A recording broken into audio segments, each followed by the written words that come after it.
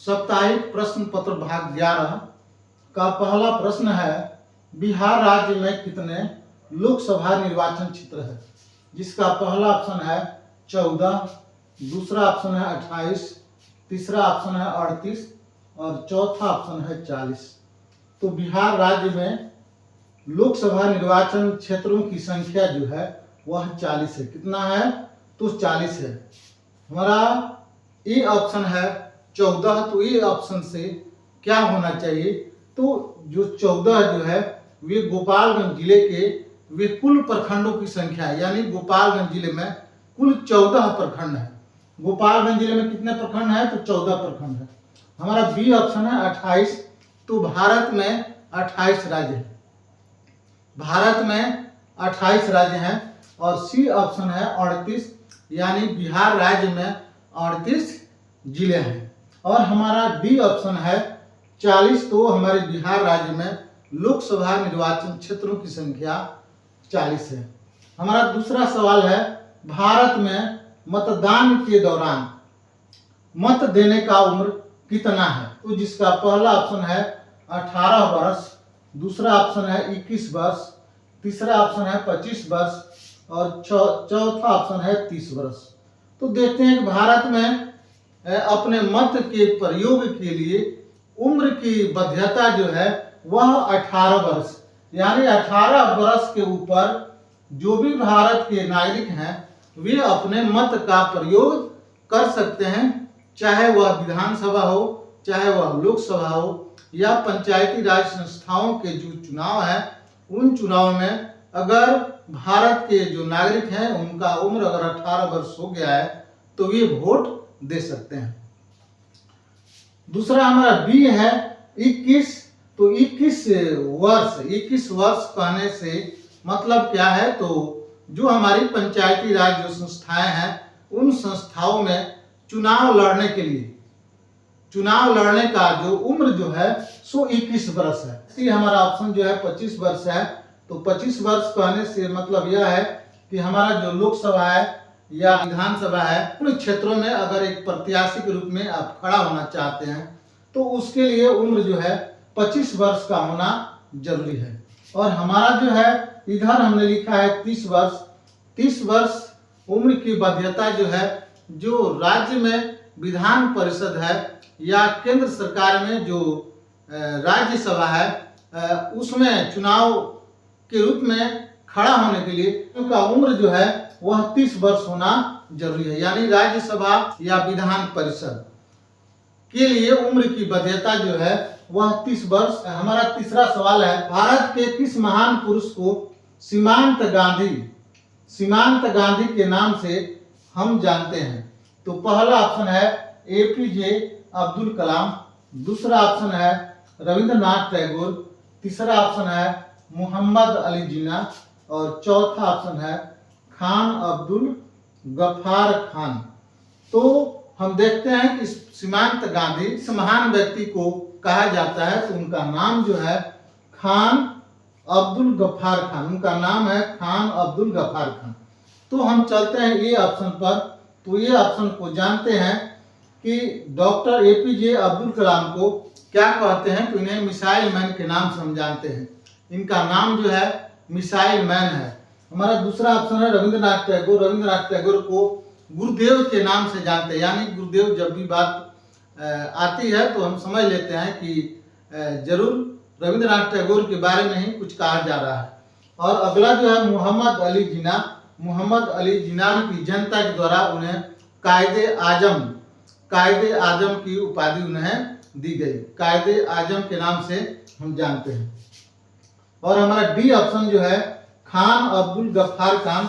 तो खान अब्दुल गफ्फार खान को सीमांत गांधी के नाम से हम जानते हैं। सीमांत गांधी के नाम से हम जानते हैं। अगर आप हमारे इस चैनल पर नए आए हैं तो आप हमारे इस चैनल को लाइक, सब्सक्राइब और बेल घंटी बजाना ना भूलें। हमारा चौथा प्रश्न है, पूर्णिया प्रमंडल में कितने जिले हैं? पूर्णिया प्रमंडल में कितने जिले हैं? तो जिसका पहला ऑप्शन है 2, दूसरा ऑप्शन है 3, तीसरा ऑप्शन है 4 और चौथा ऑप्शन है 5। पूर्णिया प्रमंडल में 4 जिले हैं। जिसमें पहला जिला अररिया, दूसरा जिला किशनगंज, तीसरा जिला कटिहार और चौथा जिला पूर्णिया। इस तरह हम देखते हैं पूर्णिया जिला का प्रमंडलीय मुख्यालय पूर्णिया ही है। अब देखते हैं कि इसमें हमारा दो ऑप्शन है, यानी दो जिलों से बना हुआ प्रमंडल कौन सा है, तो उसका नाम है भागलपुर। 2 जिलों से बना हुआ प्रमंडल भागलपुर। 3 जिलों से बना हुआ प्रमंडल दरभंगा, कोसी और सारण। 3 जिलों से बना हुआ प्रमंडल दरभंगा, कोसी और सारण। 4 जिलों से बना हुआ प्रमंडल, तो 4 जिलों से बना हुआ प्रमंडल पूर्णिया। 4 जिलों से बना हुआ प्रमंडल का नाम है पूर्णिया। और 5 जिलों से बना हुआ प्रमंडल मगध। 5 जिलों से बना हुआ प्रमंडल मगध। हमारा छठा सवाल है नीरज चोपड़ा किस खेल के खिलाड़ी हैं? नीरज चोपड़ा किस खेल के खिलाड़ी हैं? तो देखते हैं हमारा पहला ऑप्शन कुश्ती, दूसरा ऑप्शन तलवारबाजी, तीसरा ऑप्शन भाला फेंक और चौथा ऑप्शन तीरंदाजी। तो नीरज चोपड़ा भाला फेंक, उस खेल का क्या नाम है? भाला फेंक खेल के ये खिलाड़ी हैं। तो हम ये ऑप्शन को देखें कि ये ऑप्शन कुश्ती है। कुश्ती के खिलाड़ी का क्या नाम है? तो कुश्ती के खिलाड़ी का सुशील कुमार, क्या नाम है? सुशील कुमार जो है वह कुश्ती खेल के प्रसिद्ध खिलाड़ी हैं। दूसरा हमारा ऑप्शन है तलवारबाजी।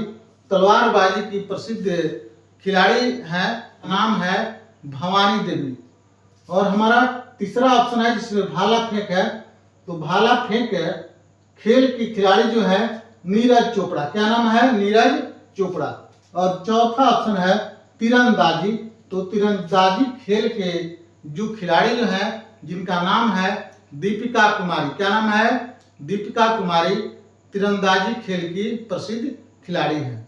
हमारा छठा प्रश्न है पौधों में भी जीवन है, इस तथ्य को किस वैज्ञानिक ने प्रमाणित किया?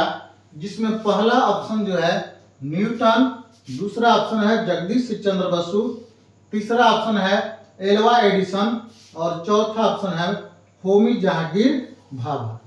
तो हम देखते हैं कि इसका सही जवाब क्या होगा। तो इसका सही जवाब है जगदीश चंद्र बसु। जगदीश चंद्र बसु ने पहली बार यह साबित किया पौधों में भी जीवन है। हम पहले ऑप्शन को देखते हैं जिसमें लिखा गया है न्यूटन ने गुरुत्वाकर्षण शक्ति की खोज की। न्यूटन गुरुत्वाकर्षण शक्ति की खोज की। बी ऑप्शन जो है जगदीश चंद्र बसु ने पौधों में जीवन है इसकी सत्यता की उन्होंने प्रमाणित किया। हमारा सी ऑप्शन है एल्वा एडिसन। और एल्वा एडिसन जो है उन्होंने बल्ब का आविष्कार किया। और हमारा चौथा ऑप्शन है होमी जहांगीर भाभा। और होमी जहांगीर भाभा जो है वह परमाणु कार्यक्रम के वे जनक माने जाते हैं, वे आविष्कारक माने जाते हैं। तो हमारा 8वां प्रश्न है भारत रत्न सम्मान कितने क्षेत्रों में दिया जाता है?